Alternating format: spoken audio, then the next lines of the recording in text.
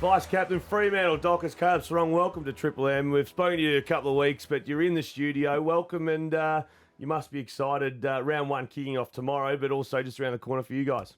Yes, thanks for having me. Like I said, first time in the studio, so it's good to be here. But yeah, really excited. We got main training tomorrow, preview St Kilda, and yeah, get stuck into it over in Melbourne on the weekend.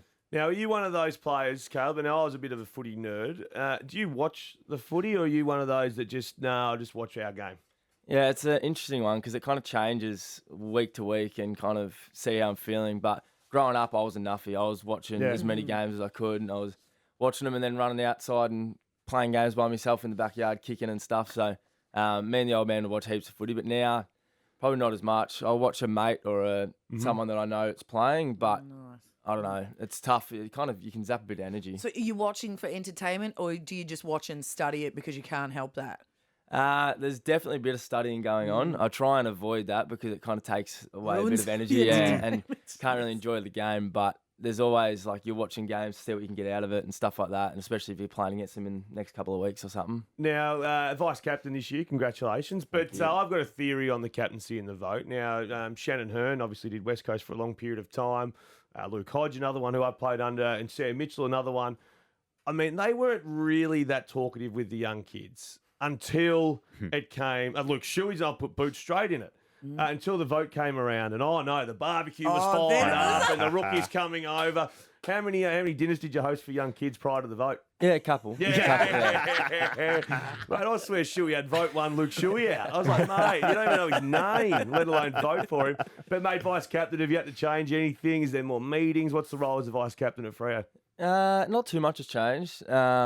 I think as a group, the great thing that we've got at the moment is some real enthusiasm to lead. So Swiddo, Youngie and Jaeger coming in, they've brought some great ideas and real energy to want to take over a few things, and that's allowed us to step back a little bit as well and allow them to really lead. And Alex has been great at that. There's been really great collaboration in those meetings, and he's just sitting back and listening to our ideas and stuff, which has been awesome. And I think it's going to be a really even spread throughout the year, which is great. Like, if we've had a few chats, and if one of us is a bit tired, or I don't know, you need a bit of a relax on one day, I think someone else can take over and step up, which is a great kind of strength of our group at the moment, I think.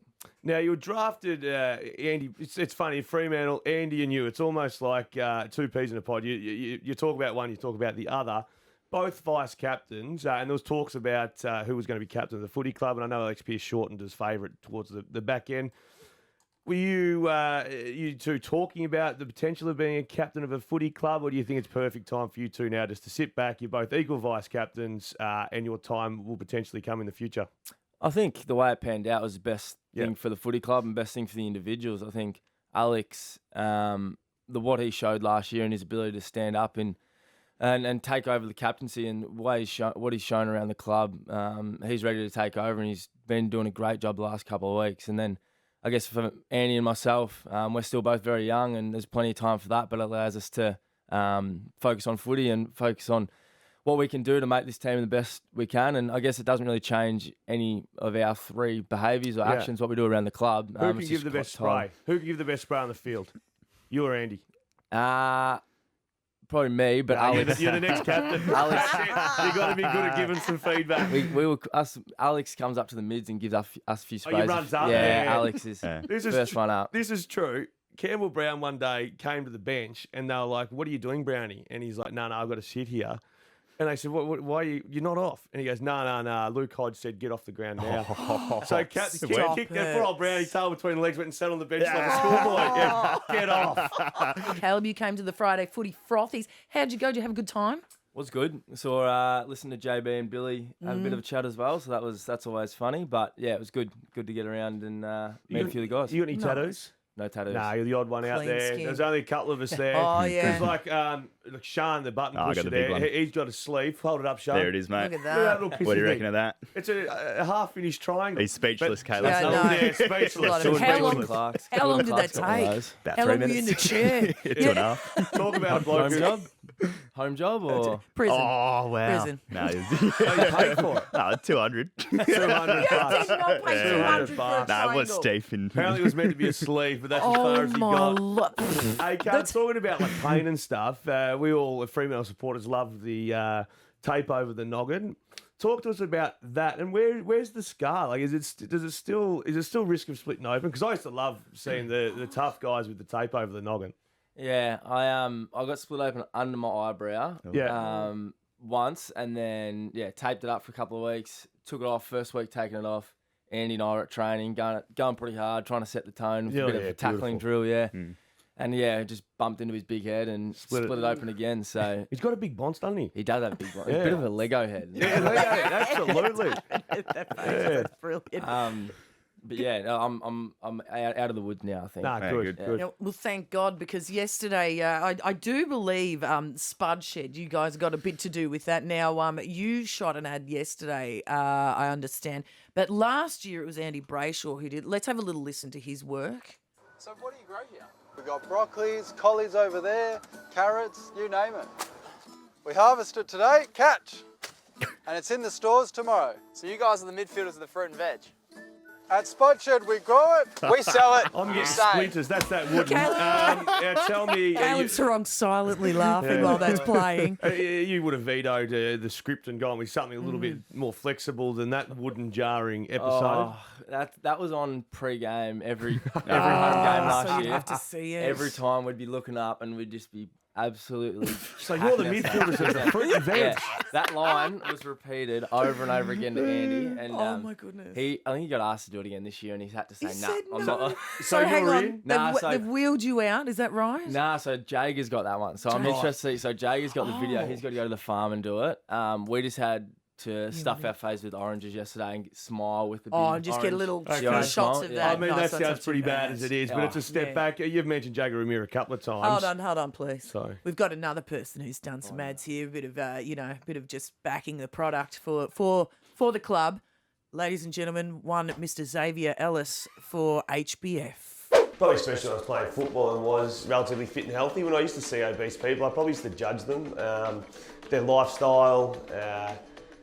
Probably a little bit critical of them, I suppose. But yeah, unfortunately, the reality for me is that I am in the overweight obese category. So he used to be a fattest, ladies and gentlemen. Yes. He used to be a fattest. You're an issue with the health system, you big hard asses. Now it's me. I can only run a K and I'm absolutely wounded. And Anyway. before we move on, have you had to do anything in your career thus far where they're like, hey, pop on this suit or something, and you've gone, oh, really?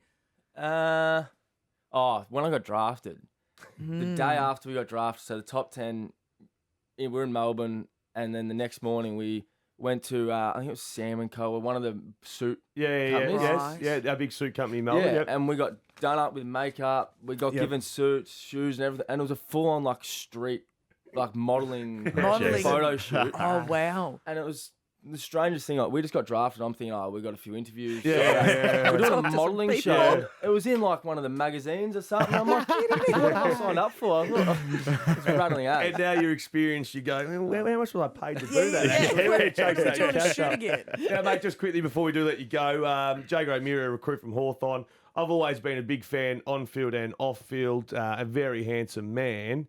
You're a good-looking rooster as it is, but you've gone down one in the order there, haven't you? Yeah, he's gone straight to the top. Yeah. Fyfe's a bit flat. I think he's just Got Fyfe covered. But no, he's been great, to be honest, since he's come in. I can't say a bad word about him. He's absolute pro, working his backside off since he's walked in, and really leading the charge from that point of view. But he's just a real calm character, so anything's going wrong, he's just really calm, just speaking to you, just relaxes you, so it's great. Oh, gee whiz, I'm getting a bit tingly thinking about him. Yeah. Hey, last one from us. Nat Fyfe, who you mentioned, full forward or centre forward or whatever. I'm really excited to see him play. If you had to guess how many goals can he kick 50 goals this year as a full forward? The thing, I think with Fyfe, the worst thing you can do is write him off or critique him or challenge, whatever it is. So I think he's really excited to prove a lot of the haters and doubters wrong. So I've got no doubt if he can stay in the park, he'll kick as many goals as that and not more. So One-on-one, can you beat him very often in the air? Or compete? not a chance. Oh, 50. Coleman. No. Yeah. There it is. Freo v North Melbourne, Sunday 1:30. You can hear it all right here, It's got nothing to do 92.9. with betting. Nothing to do with No. Clean skin here. Caleb Serong, good luck for round one. We'll catch you next week. Absolutely. Thanks, guys. Thank you.